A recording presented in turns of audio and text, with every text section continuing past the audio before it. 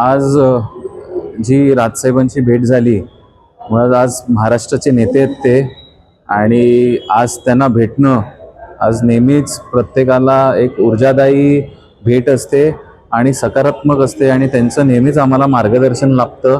त्या अनुषंगाने आज ती भेट झाली आणि नेहमीप्रमाणे त्यांनी आज मुंबईसाठी आणि जी काही एक मार्गदर्शन सूचना होती त्यांची, ती त्यांनी आम्हाला दिली. आणि त्या अनुषंगाने ही फक्त सदिच्छा भेट होती, त्याच्या पलीकडे काही नव्हतं. मार्गदर्शक भेट होती ती, आणि मार्गदर्शन मुंबईमध्ये काय काय नवीन करू शकतो आणि काय काय सूचना होत्या त्या राजसाहेबांनी दिल्या. आणि नक्कीच हे एक आकर्षक नेतृत्व आहे. नेहमीच महाराष्ट्रासाठी ते लढले आहेत, आणि त्या अनुषंगाने आज मुंबईच्या समस्यांसाठी आज जे काही त्यांची सूचना होत्या त्या त्यांनी नक्कीच आम्हाला कळवल्या.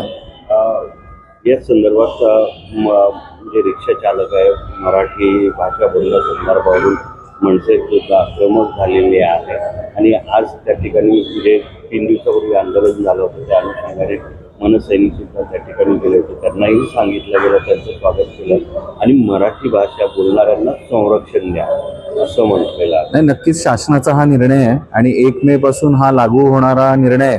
महाराष्ट्र शासन कुठल्याहीच बाबतीत याच्यात मागे पडणार नाही, आणि जो निर्णय आलाय मराठी भाषेचा, महाराष्ट्रात प्रत्येक राहणाऱ्याला ही मराठी आली पाहिजे हे तितकंच सत्य आहे. आणि तितकंच आज आम्ही त्या गोष्टी आज GR प्रमाणे प्रत्येक टॅक्सी आणि इतर लोकांना आज हे मराठी आलं पाहिजे याची सक्ती 1 मे पासून झालीच पाहिजे, आणि ती करण्यावरती शासन ठाम आहे.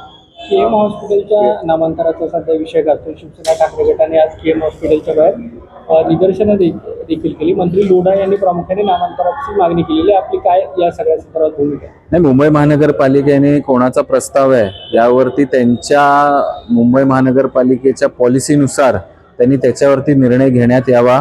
साधारणपणे जेव्हा रस्त्यांची नावं हे ब्रिटिशकालीन असतात तेव्हा ती नावं बदलण्यात येतात. तर त्या अनुषंगाने हा प्रस्ताव तसा आला असेल, आणि त्याच्यात जर काही मेरिट असेल तर तसा प्रस्ताव पालिकेने पारित करून घेण्यात यावा.